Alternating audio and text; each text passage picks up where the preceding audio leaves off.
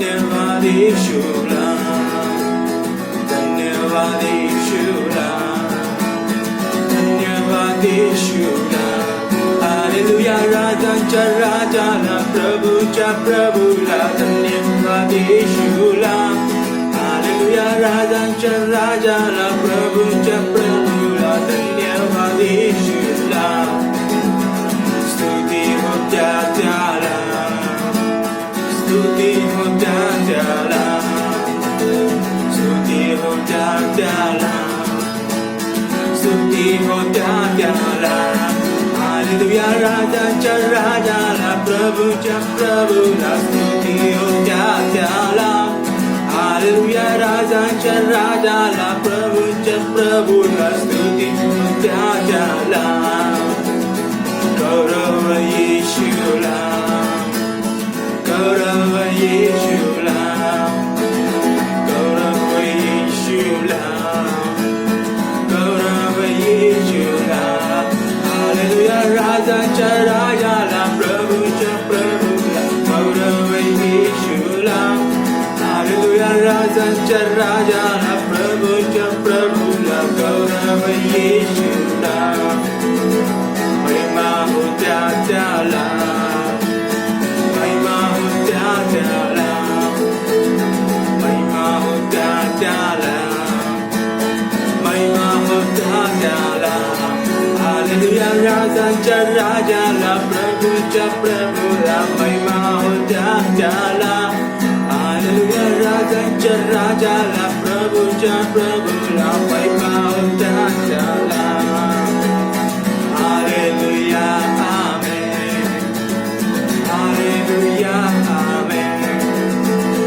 Hallelujah amen hallelujah amen hallelujah राजांच्या राजाला प्रभूच्या प्रभू hallelujah amen hallelujah राजांच्या राजाला प्रभूच्या प्रभूला हालेलुया आमेन हालेलुया राजांच्या राजाला प्रभूच्या प्रभूला हालेलुया आमेन हालेलुया राजांच्या राजाला प्रभूच्या प्रभू हालेलुया आमेन हालेलुया राजांच्या राजाला प्रभूच्या प्रभूला हालेलुया आमेन हालेलुया राजांच्या राजाला प्रभूच्या प्रभूला hallelujah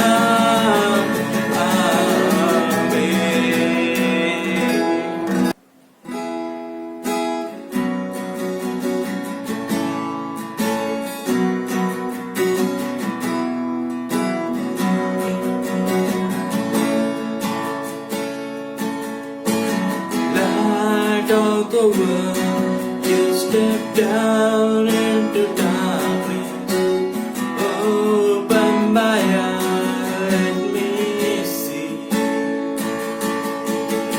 beauty that makes his heart adore you. Upon the last split with you. Here I am to worship, here I am to bow down, here I am to say that you're my God. You're altogether lovely, altogether wonderful, altogether wonderful to me.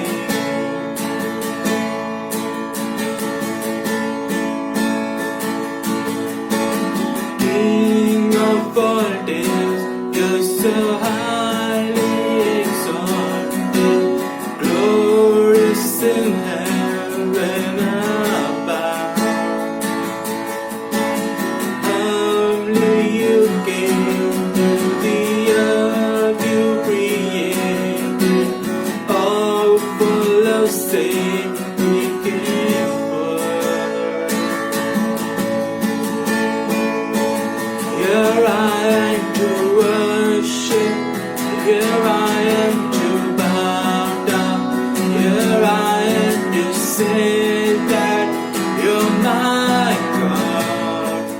You're all together lovely, all together lovely, all together wonderful to me.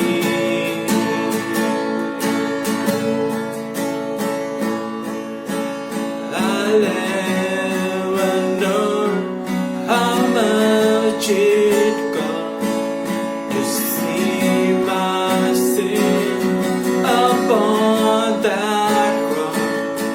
I'll never know how much it cost to see my sin upon that cross.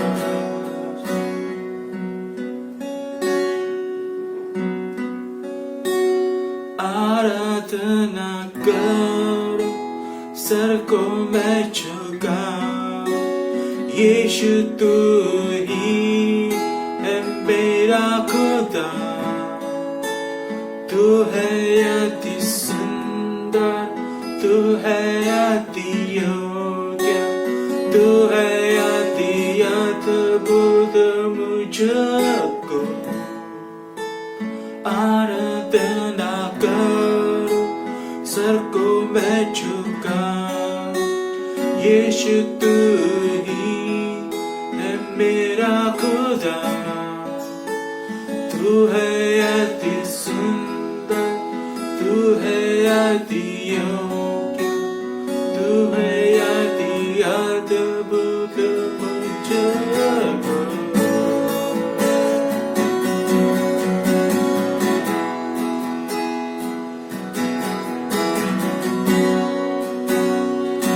Hallelujah,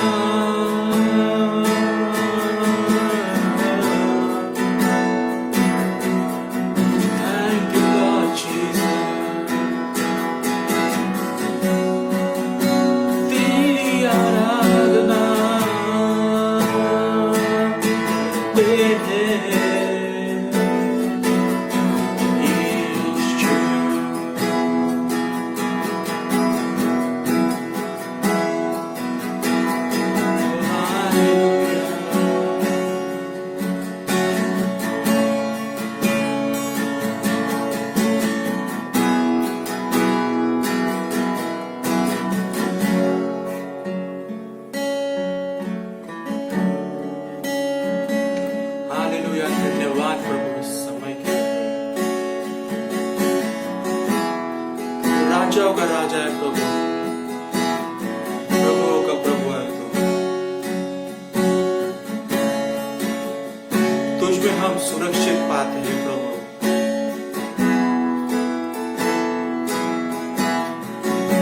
तू हमारा मजबूत गढ़ है प्रभु। Hallelujah.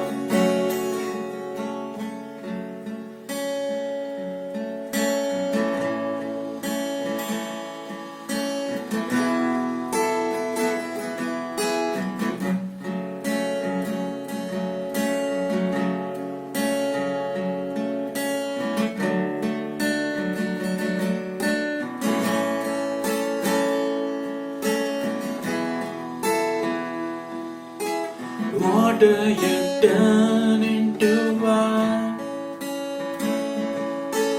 open the eyes of the blind. There's no one like you, none like you.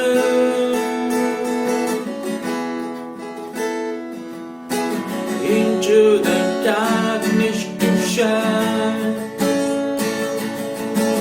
out of the ashes we rise. There's no one like you, none like you.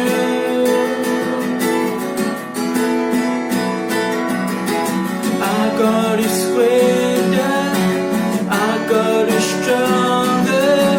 God, you are higher than any other. Our God is healer, awesome in power. Our God, our God.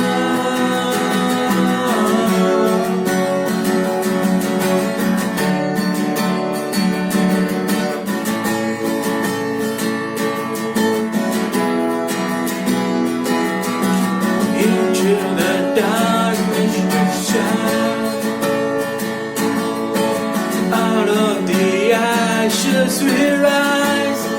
There's no one like you. None like you.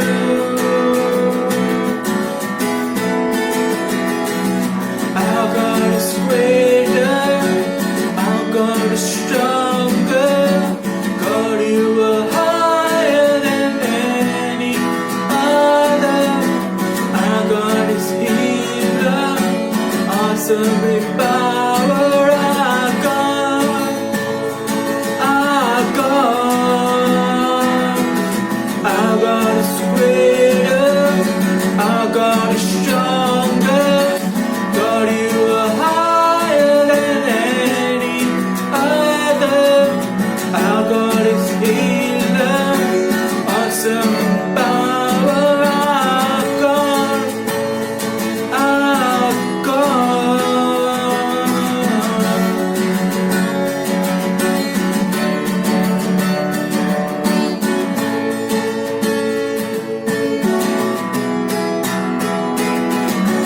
And if our God is for us, then who could ever stop us? And if our God is with us, then what can stand against? And if our God is for us, then who could ever stop us? And if our God is with us, then what can stand against? Then what can stand against?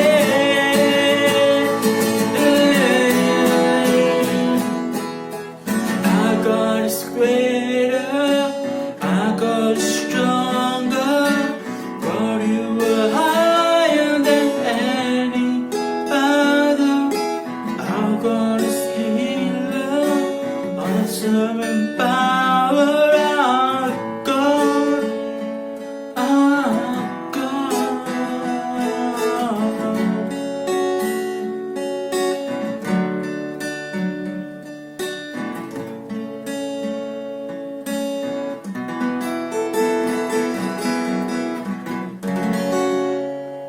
Praise the Lord.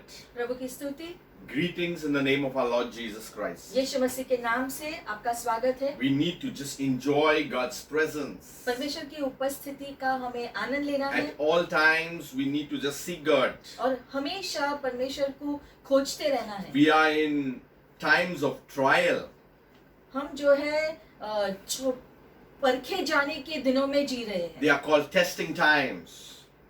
परखे जाने का समय जहाँ पर हमारी परीक्षा होती है। How do we react to the situations? और जब ऐसा होता है तो हम जो परिस्थितियों का सामना कैसे कर पाते हैं? What do we do at these situations? ऐसा होता है तो हम क्या करते हैं? And we as children of God can just be in God's presence. और हम जो परमेश्वर के बच्चे हैं, हम उसके उपस्थिति में जा सकते हैं। We've all created for a purpose. हम सबको एक उद्देश्य से परमेश्वर ने रचाया है And that's why we need the presence of God. और इसीलिए परमेश्वर की उपस्थिति हमारे लिए जरूरी है। In this season, we need God's presence. इस मौसम में भी परमेश्वर की उपस्थिति की हमें जरूरत In है। every age, we need His presence. हर युग में लोगों को परमेश्वर की जरूरत है। We need God at all times. परमेश्वर का साथ हमें हमेशा चाहिए होता है। Jesus said, without me, you can do nothing. जैसे यीशु ने कहा कि मेरे बिना तुम कुछ नहीं कर सकते। We look up to Genesis 2:7. आज हमारा जो पहला जो वचन है उत्पत्ति की पुस्तक 2 अध्याय 7वां Our वचन। message today is called breath, आज का हमारा शीर्षक है श्वास, kingdom breath. राज्य का श्वास। We need the breath that comes from God. परमेश्वर से आया हुए श्वास जो है उसकी जरूरत है हमें। I'll take you back to the Garden of Eden. आज हम फिर एक बार ईदन के बगीचे में जाएंगे। In Genesis 2:7.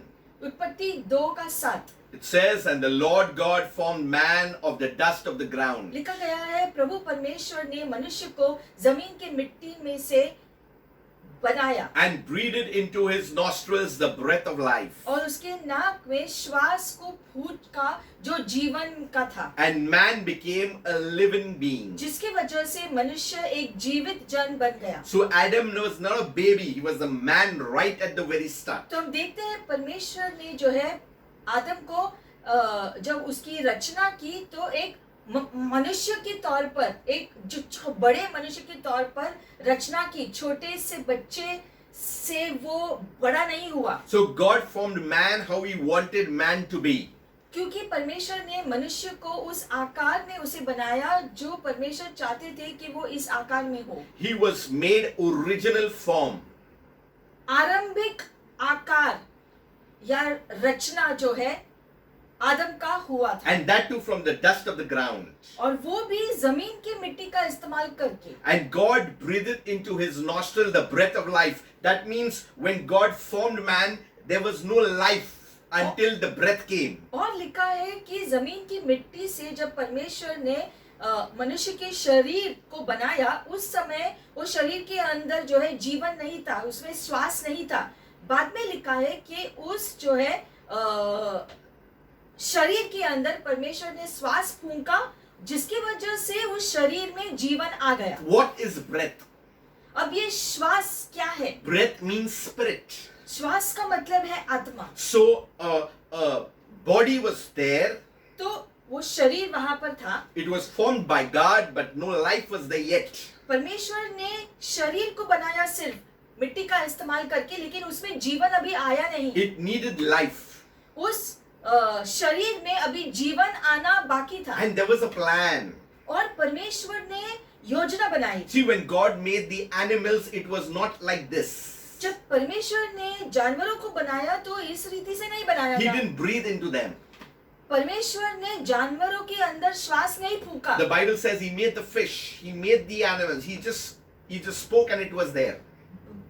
बाइबल में लिखा गया है उत्पत्ति की पुस्तक में कि परमेश्वर ने सिर्फ मुख से कहा कि जानवर आ जाए जमीन के ऊपर, जो मछलियां आए जो पानी में, और अचानक से वो अस्तित्व में आए, लेकिन उनके अंदर परमेश्वर ने श्वास नहीं फूंका। उस परमेश्वर के सिर्फ शब्द से उनकी रचना हुई। But regarding man, there is a detailed way what God has done. लेकिन मनुष्य के बारे में जब हम देखते हैं, परमेश्वर ने जो है समय लेकर एक प्रक्रिया से मनुष्य की रचना की। That means the world has not come out of a big bang. इसका मतलब मनुष्य जाति जो है सिर्फ एक आवाज से या धमाके की वजह से उत्पन्न नहीं हुआ, Nor we are come out of evolution. और ना ही जो है किसी जानवर की पीढ़ी से या जो है जानवर के अस्तित्व से मनुष्य आया, ये भी गलत है। We are come out of God. क्योंकि वचन स्पष्ट रीति से कहता है कि मनुष्य परमेश्वर में से आया, We are come out from the Maker. जिसने हमें रचाया है। हम अपने रचयिता के अंदर से अस्तित्व में आए हैं। We must understand that He is the potter and we are the clay. इसीलिए कुम्हार वो है, हम मिट्टी है। And that's why for activity in any type of clay, we need the breath of God.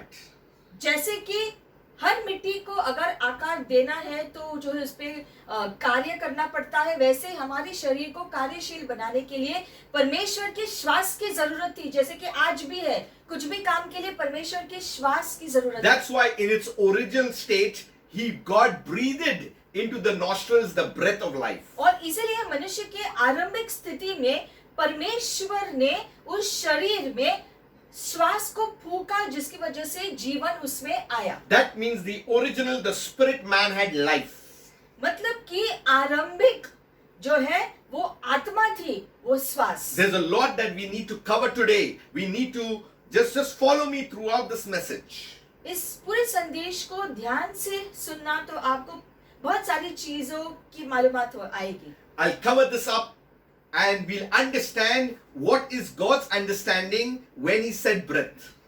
इस वचन से हमें पता चलेगा कि जब परमेश्वर यहाँ पर श्वास के बारे में कहता है तो ये श्वास क्या है असल में। And it says that man became a living being. और लिखा गया है श्वास फूंकने की वजह से वो शरीर एक जीवित जन बन गया, जीवित व्यक्ति बन गया। Then it says the Lord God planted a garden eastward in Eden, and there He put the man whom He had formed. और लिखा गया है कि ईदन के पूरब दिशा में परमेश्वर ने एक बगीचे को बनाया और उसमें उस आदमी को डाला। So once man became a living being, God never left him that way. तो एक बार जब वो शरीर के अंदर जीवन आया और वो मनुष्य जीवित जन हो गया, तो परमेश्वर ने उसे ऐसे ही नहीं छोड़ा, लेकिन उसे एक बगीचे के अंदर डाला। He had to put him in a place so that the living would go on and on and on and on and on and on. उसने उसे एक बगीचे में डाला एक कारण की वजह से। ऐसा नहीं है कि उसकी रचना की और उसे छोड़ दिया कि जैसा चाहे जिए। But Garden of Eden was the presence of God.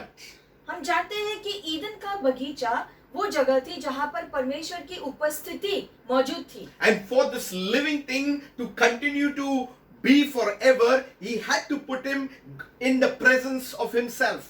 और इस मनुष्य को जिसे परमेश्वर ने खुद जीवन दिया है, मनुष्य बनाया है, उसके श्वास के द्वारा वो चाहते थे कि ये मनुष्य उसके उपस्थिति में रहे ताकि वो अनंत काल के लिए परमेश्वर के साथ रहे, इसलिए उसे ईदन के बगीचे में डाला। But there were certain laws given and rules given in the garden. लेकिन उस बगीचे में उसे डालने के बाद परमेश्वर ने उसे कुछ नियम भी दिए जिसका पालन उसे करना था। But due to disobedience, लेकिन अनाज्ञाकारी होने की वजह से, which was looked at as rebellion, जो बलवा के समान था, God banished them from the Garden of Eden. That means from his presence. परमेश्वर ने उस बलवा की वजह से मनुष्य को उस ईदन के वाटिका से बाहर डाल दिया, मतलब उसके पवित्र उपस्थिति से दूर कर दिया। That means when a relationship is broken with God, they had died.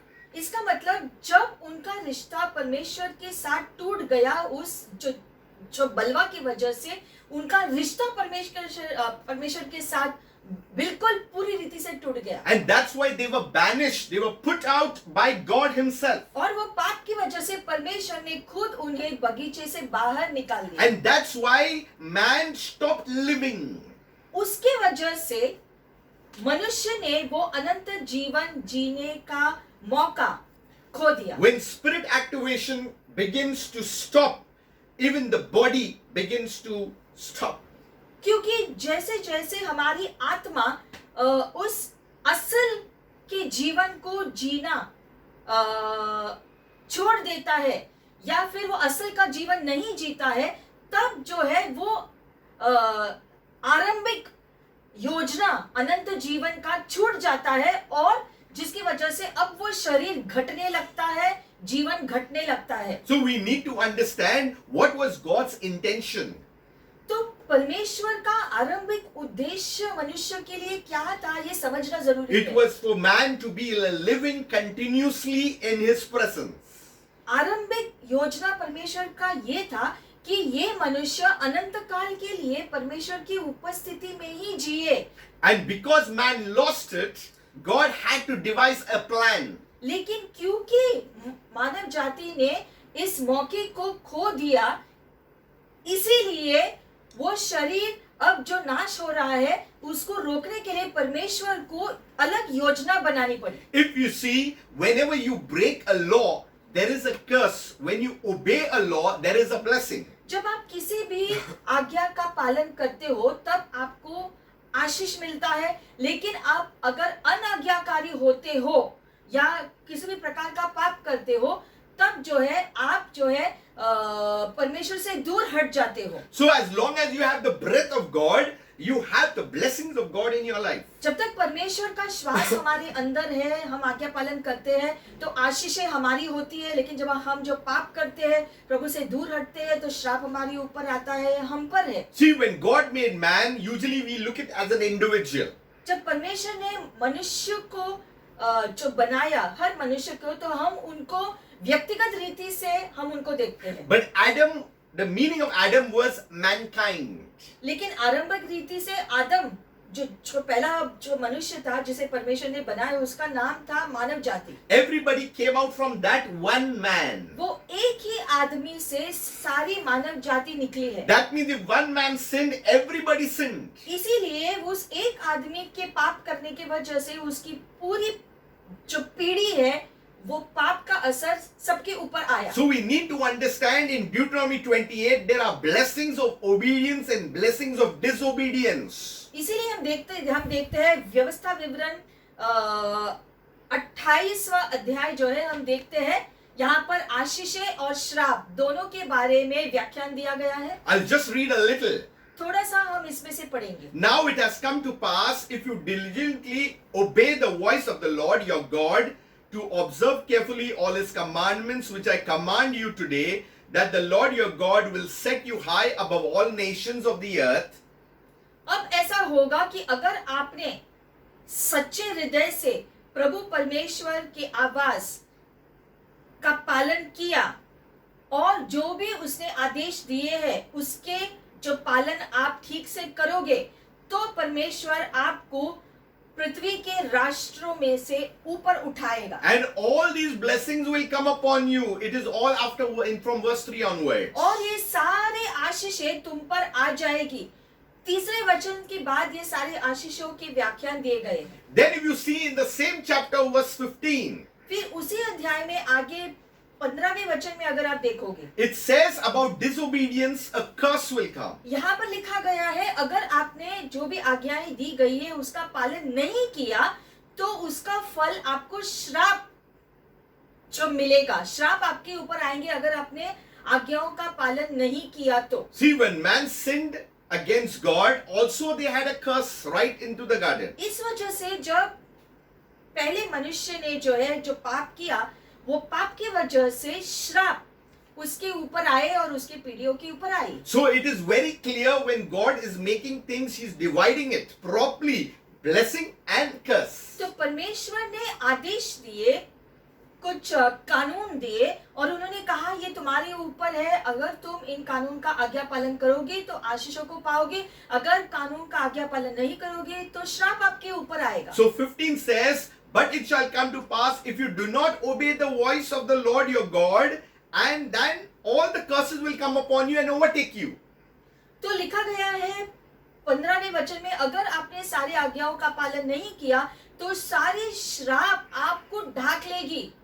So we need to understand, if we go away from God, there is curse. If you go towards God and into His presence, there is blessing. मतलब यहाँ पर लिखा गया है अगर आप परमेश्वर से दूर होते हो तो श्राप आपके ऊपर आ सकता है, लेकिन अगर आप परमेश्वर के करीब जाते हो तब परमेश्वर की आशीषें आपके ऊपर आ जाती है। That means there is life to be sustained in the presence of God. इसका मतलब जीवन सुरक्षित है जब वो परमेश्वर की उपस्थिति में ज्यादा से ज्यादा रहता है। Today, as we are worshiping together, as we are praying together, as we are hearing the word together, there is presence, there is life in the things of God. और इसलिए हम देखते हैं जब हम स्तुति आराधना में भाग लेते हैं, जब हम जो वचन को सुनते हैं, जब हम परमेश्वर की आराधना करते हैं, उसकी उपस्थिति में रहते हैं, उससे बातें करते हैं, तब वैसे वैसे उसके अनुसार जो है हम परमेश्वर के आशीषों में जीते रहते हैं, परमेश्वर के और करीब जा पाते हैं। So God is doing good things in our lives too. तो परमेश्वर हम सबके जीवन में उसकी उपस्थिति में जाने की वजह से हमारे जीवन में वो कार्य करता रहता है, आशीषों को भेजता रहता है। So we will see in the book of Ezekiel, sometime back I preached it. Ezekiel की पुस्तक में हम जाएंगे, इस जो वचन पर हमने थोड़ा सा अध्ययन इसके बारे में जो पहले भी किया है, But we look at it in a different angle today because of the message about breath. लेकिन यहाँ पर भी जो परमेश्वर के श्वास के बारे में लिखा है उस श्वास के ऊपर हम आज ध्यान देंगे। It speaks about the dry bones in Ezekiel 37. Ezekiel 37 में हम देखते हैं यहाँ पर सूखी हुई हड्डियों के बारे में लिखा गया है। We need to understand Ezekiel was the prophet that was chosen in the time of exile. हम देखते हैं एजेकियल नबी को चुना गया था परमेश्वर द्वारा जो है उन लोगों में से जो एक देश में से बाहर निकले थे। Now what is the meaning of exile? अब एक जगह से निकलने का मतलब क्या है? We need to know the story exactly, that God had taken the people of the Israelites from Egypt into the promised land. हम जानते हैं कि मिस्र में से परमेश्वर ने इजरायली लोगों को मिस्र में से आजादी देकर उनको वहां से बाहर निकाला गुलामी में से, ताकि वो अब परमेश्वर की वाचा के देश में रह सके। And that particular time Moses was there and Joshua was there. और उस समय मिस्र से निकलने के बाद जो है मूसा उनके साथ थे और एरन उनके साथ थे, जोशुआ भी साथ था। And that's why they were put into the promised land and God had given them the laws to be obeyed. और हम देखते हैं कि वाचा के देश में परमेश्वर ने जो है उनको परमेश्वर की कानून फिर से दिए, ताकि ये कानून का आज्ञा पालन आपको करना है, फिर से उनको याद दिलाया। And that's why the laws that is given in Deuteronomy 28, it exhibits the same thing. Those were the laws to be obeyed in the place of Israel. हम देखते हैं जैसे कि एजिकियल की पुस्तक 37 में जो है जो लिखा गया है, उसी प्रकार से व्यवस्था विवरण 28 में हमने देखा श्राप और आशीष के बारे में। वही कानून जो है वही कानून देने वाले परमेश्वर ने जो है वो कानून बार बार लोगों को याद दिलाया है कि इन आज्ञाओं का पालन आपको करना है तो आशीष आपको मिलेंगे। So what does Ezekiel's vision have got to do with this breath today? तो अब ये एजिकियल का ये दर्शन जो है आज के साथ क्या संपर्क रखता है? The Bible says in the vision, the Lord set him down in the midst of the valley which was full of bones. लिखा गया है कि परमेश्वर की आत्मा ने एजिकियल को जो है घाटी के मध्य में रखा जो पूरे हड्डियों से भरा हुआ था। A valley is a place that is between two mountains. घाटी वो जगह होती है जो दो पर्वतों के बीच की जगह होती So है। imagine there are all bones and there are two mountains here. तो सोचो दो पर्वत है Mountains. और दो पर्वतों के बीच में जो घाटी है वो पूरी घाटी हड्डियों से भरी हुई है। And he told Ezekiel, son of man, can these bones live?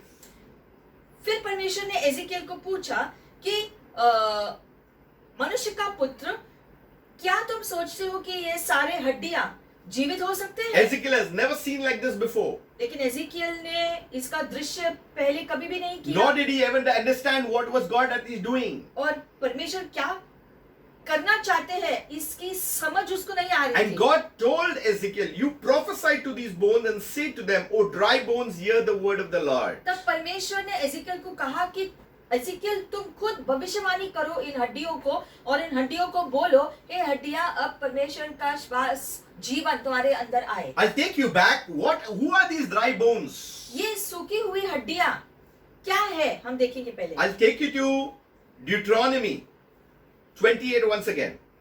व्यवस्था विवरण 28 में फिर से जाएंगे जहाँ पर आशीष और श्राप के बारे में लिखा When है। you go to the curses section, जब हम श्रापों के भाग में आते हैं, it says in verse 25 25वें वचन में लिखा है, of chapter 28, 28वां अध्याय 25 वचन, it says the Lord will cause you to be defeated before your enemies.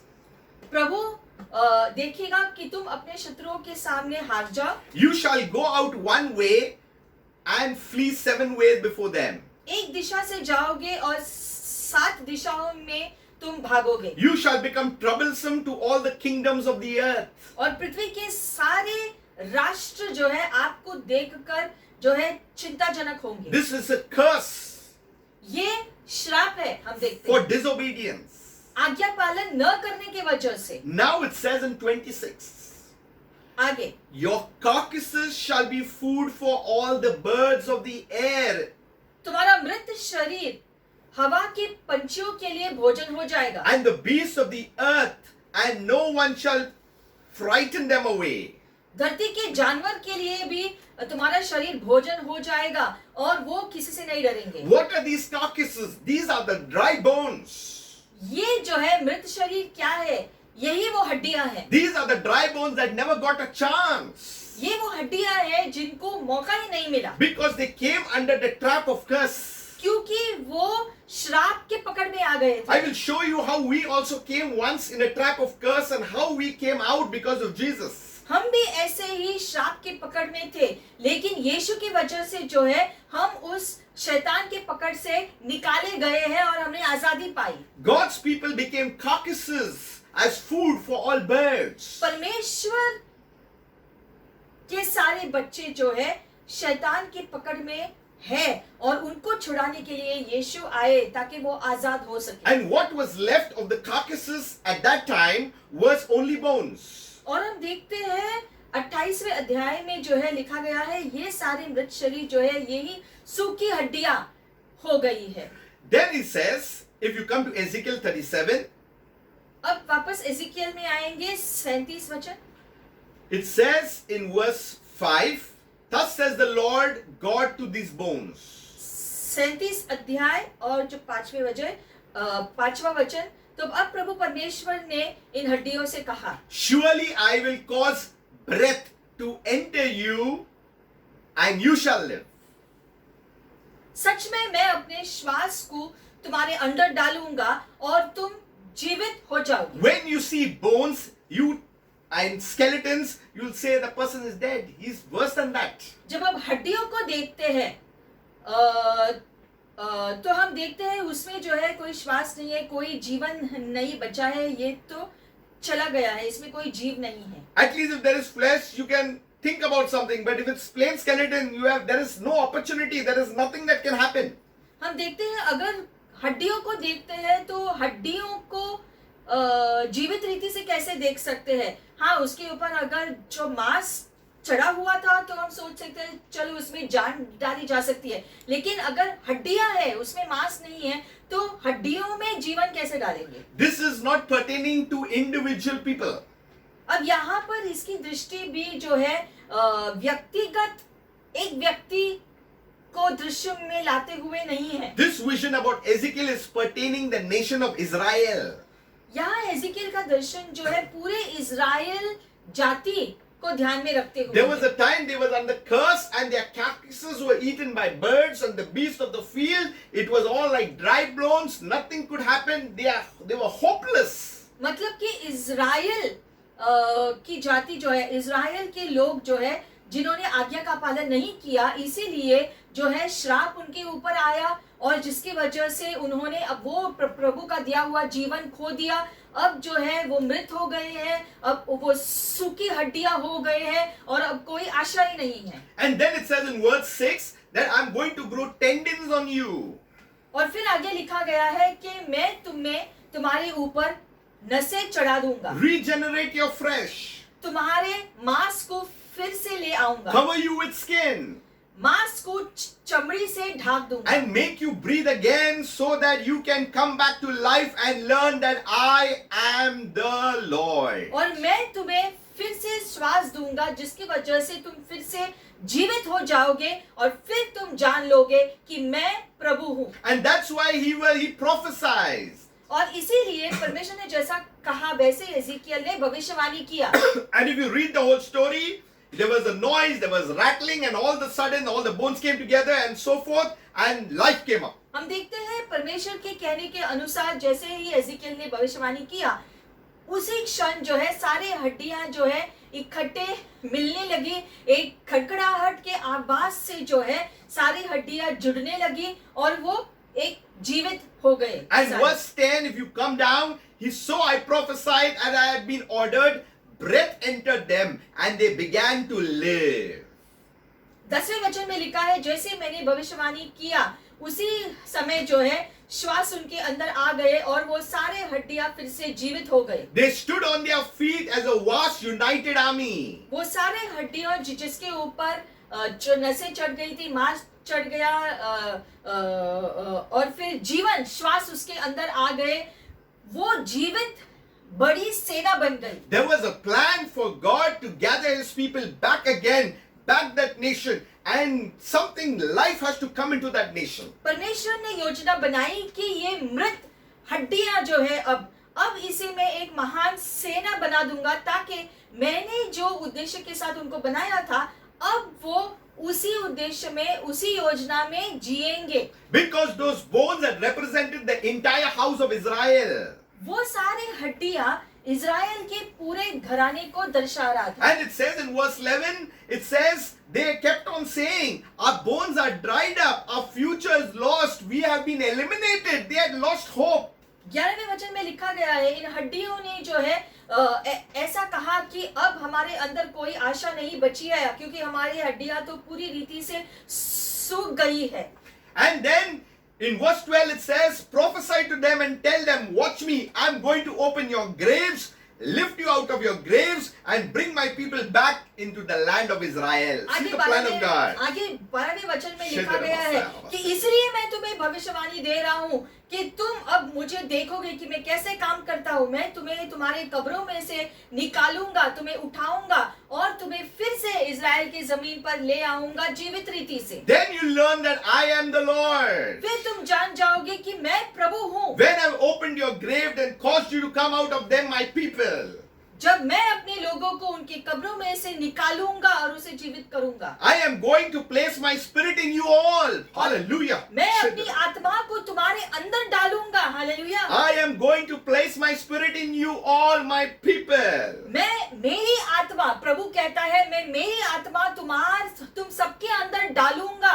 ये मैं कह रहा हूँ। Once again, I'm going to place my spirit in you all and you will live. फिर एक बार परमेश्वर कहता है मैं अपनी आत्मा तुम्हारे अंदर डालूंगा और अब तुम सच में जीने लगोगे। And I'll place you all in your land and you all will learn that I am the Lord. और मैं तुम्हें उस जमीन में डालूंगा और तुम जान लोगे कि मैं प्रभु हूँ। What a plan. इतनी अच्छी योजना है परमेश्वर की। What a disaster to the kingdom of the enemy. और शैतान के राज्य के लिए कितना नुकसान की बात है। God is planning an army. परमेश्वर एक सेना को बनाने में लगे। This was an unseen army Ezekiel had never seen, but now he saw in the spirit. हम देखते हैं ये पहले एक अदृश्य ऐसी जो सेना थी, लेकिन अब एजेकियल ने उसे देखा आत्मा के द्वारा। And later on also Israel went here and there and again went to false gods and again things happened and things kept happening. और हम देखते हैं जो है ये इजराइल का घराना जो है हम देखते हैं पुरानी करार में हम जब पढ़ते हैं इजराइल के लोगों ने बार बार परमेश्वर के नियमों का आज्ञा पालन नहीं किया, जिसकी वजह से वो हमेशा समस्या में पड़ते थे, लेकिन परमेश्वर हर बार उनको बचाते थे। They tested God at all times. हमेशा उन्होंने परमेश्वर को परखा। But God never forgot his promise. लेकिन परमेश्वर ने अपने वादों को कभी नहीं भूले। But they had to return back.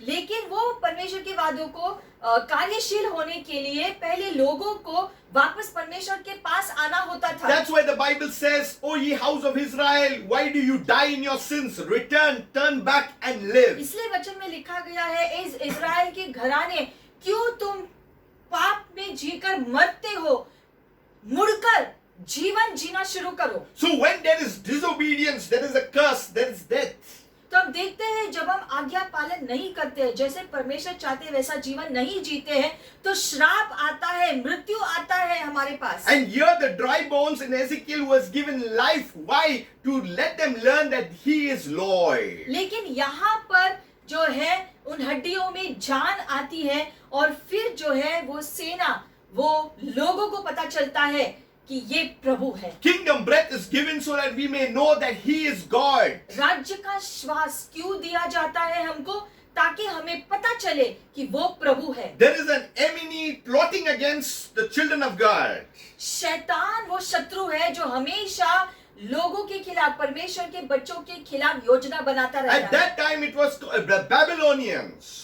उन दिनों में जो बेबीलोन की सेना हुआ करती And that's थी, why they had to scatter. जिसकी वजह से उनको चारों दिशाओं में वो फैल गए। But God is very true to his promise. लेकिन परमेश्वर अपने वादों का पक्का है। What he showed Ezekiel, God has been doing that. और जो परमेश्वर ने एजेकियल को दिखाया, परमेश्वर वो करता आया है। How it is applicable to us today? तो ये हमें कैसे लागू होता है? What is God doing in our lives today? परमेश्वर हमारे जीवन में क्या कर रहे हैं? We were Gentiles. हम गैर विश्वासी थे। We do not belong to the descendants of Abraham in physical terms. हम गैर यहूदी लोग थे, जिसका मतलब है कि हम यहूदी जो पीढ़ी से नहीं आए थे, हम सब। But God said, "I will bless you, Abraham, and your seed," and that is Jesus himself. लेकिन परमेश्वर ने जब कहा था कि मैं अब्राहम उसके बीज को आशीषित करूंगा, इसका मतलब है कि जो यीशु मसीह के द्वारा जो अब्राहम से जुड़ते हैं। But to get the blessing, we need the breath.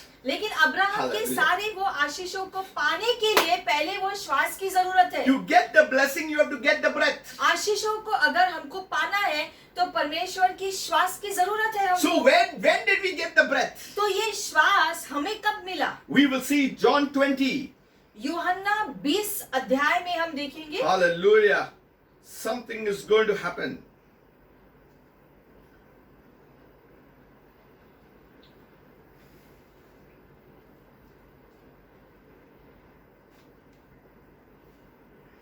(22) 22 वचन। When Jesus has said this, जब यीशु ने ऐसे कहे, he was talking to the disciples, हम देखते हैं यीशु यहाँ शिष्यों से बात कर रहे थे and he says to them, और यीशु ने उनसे कहा, he breathed on them. उसने उन पर श्वास फूका। Why was this required? इसकी क्या जरूरत थी श्वास फूकने की? There was something that they had to have inside of them because he was going away.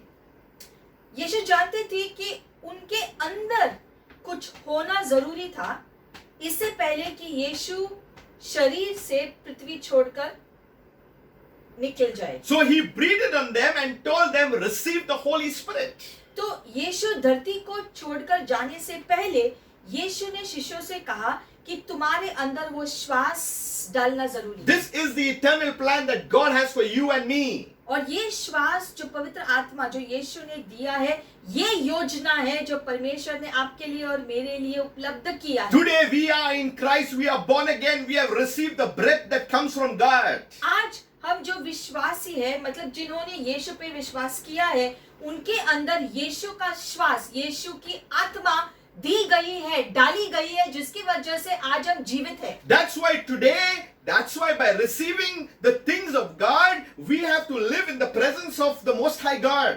और इसीलिए अब वो श्वास पाने के बाद हमें परमेश्वर की उपस्थिति में निरंतर जीने की जरूरत है। So the plan of Jesus had come because he can breathe over all the earth. He can breathe over the people. यीशु मसीह इसीलिए ये भी एक कारण है कि वो धरती पर आए थे ताकि वो अपने श्वास को मानव जाति के अंदर फूंक सके ताकि हम अब सच में जीवन जीने लगे। We only know the Jesus who died on the cross, but we do not know the Jesus who breathed the breath of life, the receiving of the Holy Spirit. यहाँ पर स्पष्ट रीति से लिखा गया है, यीशु ने जो है अपने श्वास को अपने शिष्यों में फूंका, मतलब कि अपनी आत्मा उनके अंदर भेज दी, दे दिया। ये बहुत कम लोग जानते हैं, विश्व में बहुत लोग जानते हैं कि यीशु क्रूस पर मरे और वो तीसरे दिन जी उठे, लेकिन ये नहीं जानते हैं कि यीशु ने अपने श्वास को फूंका, अपनी पवित्र आत्मा को हमारे अंदर डाल दिया गया। So praise God, today you and me who are followers or who are born again, we have received the breath that has come from God. आज हम सब ने जिन्होंने यीशु को अपने जीवन में स्वीकारा है, अपने प्रभु मानकर, हम सबके अंदर पवित्र आत्मा आया है और हमारे अंदर अब निवास करता है। Today the church has the breath of God. आज कलीसिया के पास परमेश्वर का श्वास है। Today the church has the life of God. आज कलीसिया में परमेश्वर का जीवन मौजूद है। Today the church has the presence of God. आज कलीसिया में परमेश्वर की उपस्थिति मौजूद है। Today the church has the mercies and the favor of God. आज कलीसिया में परमेश्वर की दया और परमेश्वर की कृपा दृष्टि है। Today the church has the peace of God. आज कलीसिया में परमेश्वर की शांति है। Today the church has the goodness of God. आज कलीसिया में परमेश्वर की भलाई है। And we need to be in the presence of God at all times. और हम सबको परमेश्वर की उपस्थिति में निरंतर जीना जरूरी है। Many only want the blessings. बहुत लोगों को सिर्फ आशीष ही चाहिए बस। We talk only about individual blessings. हम सिर्फ व्यक्तिगत, खास करके व्यक्तिगत आशीषों के बारे में ज्यादा ध्यान देते हैं पाने But के when लिए। God is looking at this vision in Ezekiel, He's looking at the dry bones and He's looking at an army that is going to come forth. लेकिन ये एजेकियल के दर्शन की तरफ जब हम ध्यान देते हैं, तब परमेश्वर ने जो है ये उद्देश्य रखा था कि वो सूखी हड्डियां, ये सारे जीवित महान सेना होने वाली है। That's why here in 22, He didn't breathe on an individual, He breathed on them all who were there. इसलिए हम देखते हैं यहाँ पर 22वें वचन में लिखा है कि उसने श्वास फूंका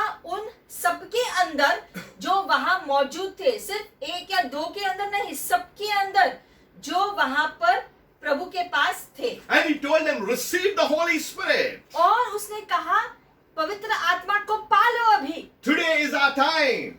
आज हमारा समय आ चुका है to इसके receive लिए, the things of God. ताकि हम परमेश्वर की सारी चीजों को पा सके। The church needs to open up. और कलीसिया को जो है खुलने की जरूरत है। We need to open up and say, God, you do your work. हमें अपने हृदय को खोलकर प्रभु से कहना है कि प्रभु आप अपना काम मेरे जीवन में करो। We have been too selfish in our own ambitions. हम अपने जो है हम बहुत खुदगर्ज हो गए थे अपनी इच्छाओं में। We want to do only our blessings. हम सिर्फ अपने आशीषों के बारे में सोच रहे थे We only thought the word of God is for our individual life only. और हमने सोचा कि वचन को मेरे जीवन के लिए आशीष का कारण कैसे बनाएं। We misdirected our own selves in what we have to see out God has to do in the whole local church. और हमारा ध्यान हम पर ही होता था, लेकिन हमारा ध्यान जो है पूरी कलीसिया के लिए जो है पूरी कलीसिया के लोगों के प्रति नहीं था। God had a plan for Israel.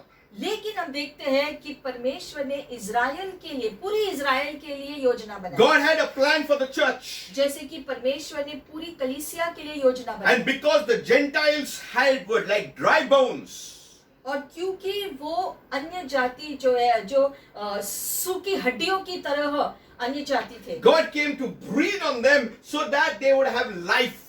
लेकिन जो ये सूखी हुई हड्डियों में परमेश्वर जीवन डालने का उद्देश्य रखा और श्वास फूंककर उनको जीवित बना दिया। How we need to stay in the presence of God. तो हम परमेश्वर की उपस्थिति में हमें कैसा रहना है? Yes, we need the Holy Spirit. Praise God.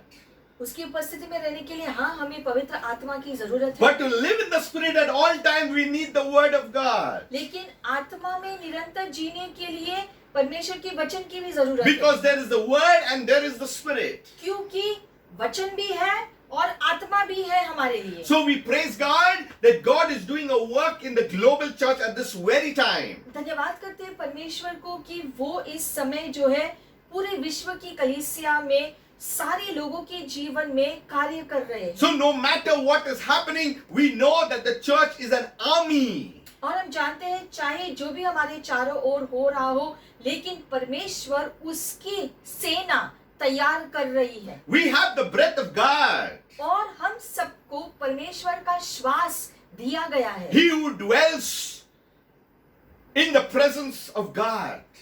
वो सारे लोग जो परमेश्वर के उपस्थिति में जीते हैं। We are under the shadow of the Almighty. हम सब परमेश्वर के छाया के नीचे सुरक्षित हैं, No one can touch us. जिसकी वजह से कोई भी हमें हाथ नहीं लगा We are सकता, guarded by God Himself. क्योंकि परमेश्वर खुद अपने हाथ से हमारी सुरक्षा So करता है। praise God. तो प्रभु की स्तुति उसके We लिए। thank God for Israel. हम परमेश्वर को धन्यवाद देते हैं इज़राइल के देश के But we लिए। also thank God for the church. लेकिन परमेश्वर को धन्यवाद इसलिए भी देते हैं क्योंकि उसने हमें कलीसिया की संस्था And we know that God's plan never fails. It always comes into being. Yes and amen in Christ Jesus. और हम जानते हैं परमेश्वर की योजना हमेशा के लिए स्थायी होता है और यस और आमीन होता है यीशु मसीह में। That's why we need to have a perception and concept of the world global church of people that will preach the name of Jesus. इसलिए हमारा दृश्य हमेशा विश्व की कलीसिया के ऊपर होना चाहिए,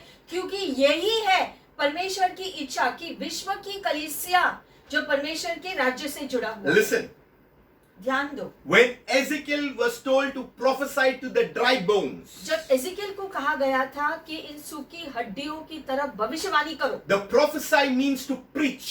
भविष्यवाणी करने का मतलब है प्रचार करना। Preach to the dry bones. सूखी हड्डियों को प्रचार करो। Today you and me have the Holy Spirit to proclaim the good news. आज आपके पास और मेरे पास, हमारे पास पवित्र आत्मा दिया गया है, परमेश्वर का श्वास और आत्मा दिया गया है, जिसके द्वारा हमें आज प्रचार करना है। Don't live in the dryness. We need the oil of the Holy Spirit. हमें सूखेपन में अपना जीवन नहीं बिताना है, लेकिन परमेश्वर की आत्मा के नदी में बहकर जीवित कार्य करने हैं। The world outside is dry and dying. बाहर की दुनिया जो है सूखी हुई है पूरी रीति But से, we have the oil of the Holy Spirit. लेकिन हमारे पास परमेश्वर का तेल दिया गया है। This little light of mine, I'm going to let it shine. ये छोटा सा दिया जो मेरा है, इसे मैं चमकने दूंगा। You sing God's plan.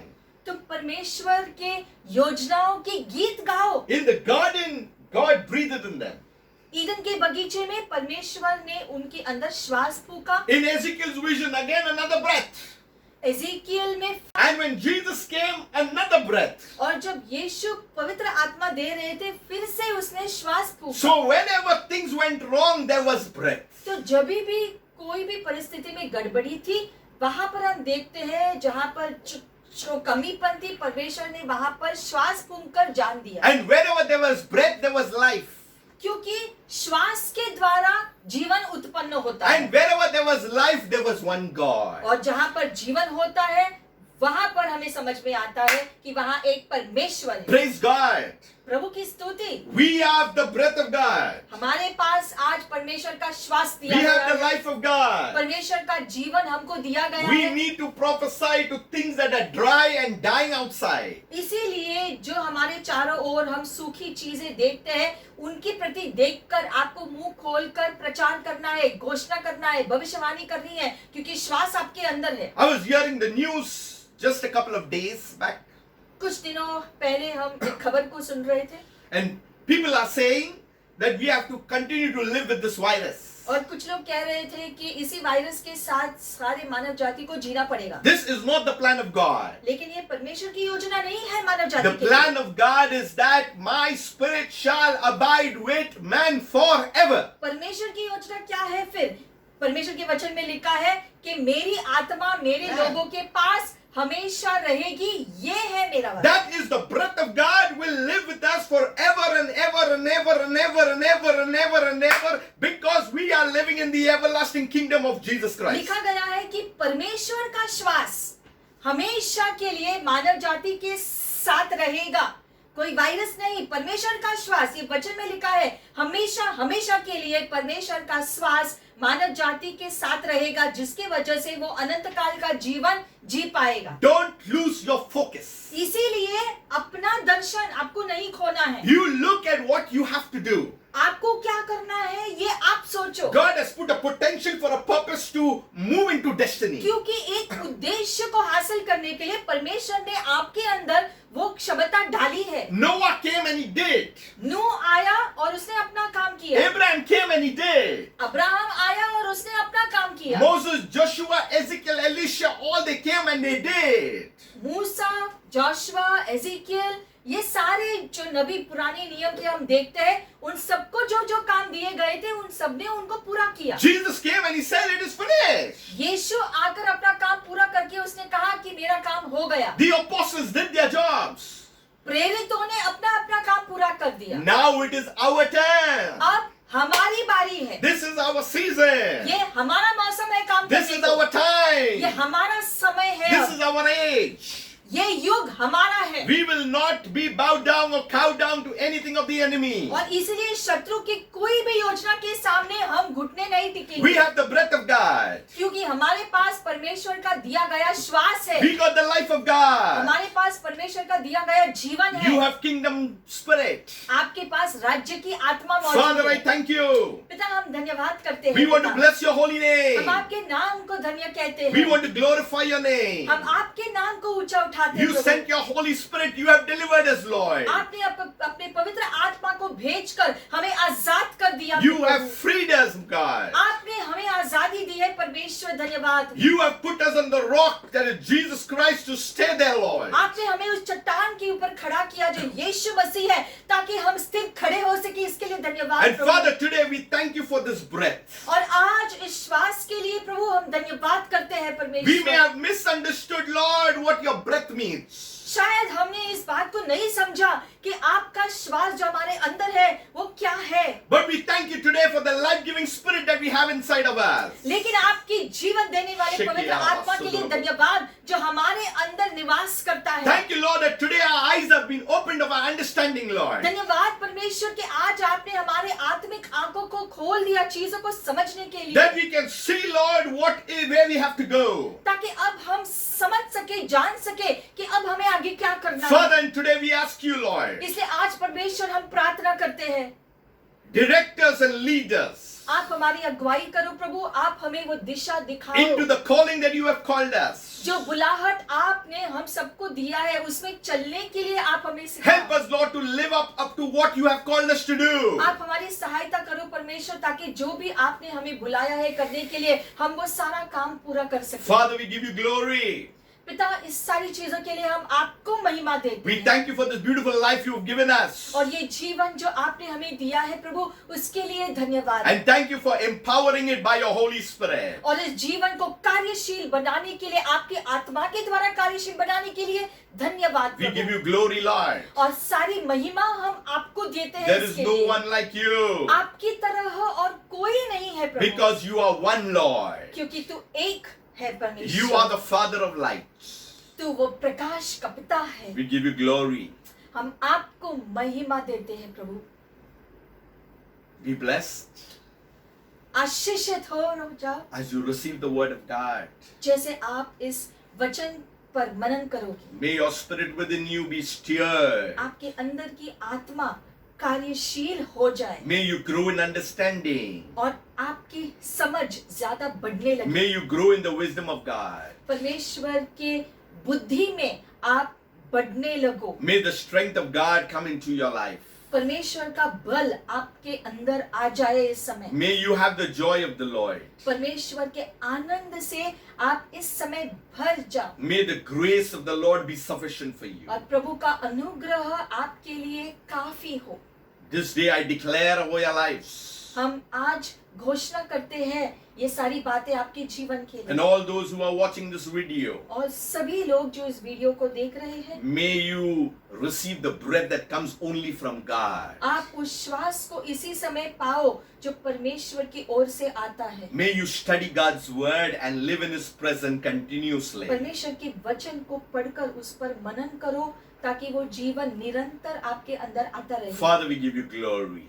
पिता, हम हर कार्य के लिए आपको धन्यवाद We देते give you all हैं। honor हम आपको सारा आदर देते and we हैं give you all the praise. और सारी स्तुति आपकी करते हैं प्रभु। We bless your holy name.